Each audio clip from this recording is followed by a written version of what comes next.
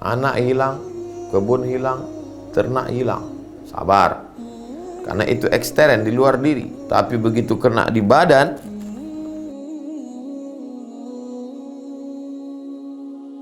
ujian yang diberikan Allah Subhanahu wa ta'ala kepada Nabi Ayyub alaihissalam, ujian dalam bentuk meninggal anaknya. Imannya tetap kuat. Habis semua harta dengan kebun, dengan ternaknya. Menurut satu riwayat, itulah yang disebut dengan musibah likuifaksi yang terjadi beberapa tahun menimpa saudara kita yang ada di Palu. Saya sampai ke Palu membawa bantuan. Seminggu sebelum kejadian saya di Palu, sepekan setelah kejadian saya datang lagi bawa bantuan. Pohon kelapa bergeser. Pohon kelapa yang ditanam orang bergeser ke tanah orang lain. Rumah-rumah bergeser. 10-20 meter ke bawah tanah itu bergerak, hilang, ditelan bumi. Ternak mati, kebun kering, anak meninggal. Semua anaknya meninggal. Semua ternaknya mati. Semua kebunnya hilang. Puncaknya adalah sakit kulit. Ada orang ketika ternak hilang sabar.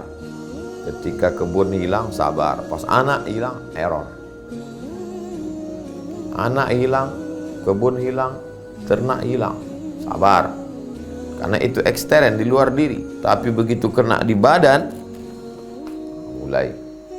Dia 4. Anak, kebun, ternak, kulit, badan. Dia tetap tegar. Tidak goncang imannya. Makanya ketika Nabi ditanya, Man asyaddun nasi bala'an? Siapa orang yang bala ujiannya paling keras ya Rasulullah? Kata Nabi SAW, Al-Anbiya, yang paling keras ujiannya adalah Nabi-Nabi. Summal amsal fal amsal. Kemudian di bawah itu wali-wali, itu ujiannya luar biasa. Diusir, dibunuh, dicaci maki, disumpah serapah. Jadi kalau kita lihat, sebutlah ulama-ulama bagaimana ujiannya.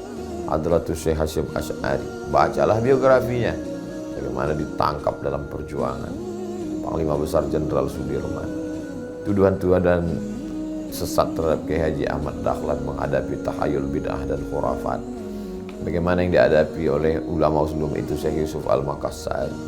Bagaimana Syekh Abu Saman Al-Falimbani meninggal ketika mendengar berita bahwa saudara-saudara di Kedah, Malaysia diserang oleh pasukan Siam Thailand.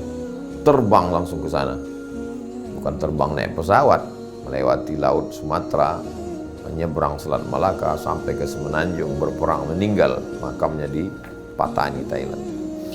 Menulis kitab Fadailul Jihad.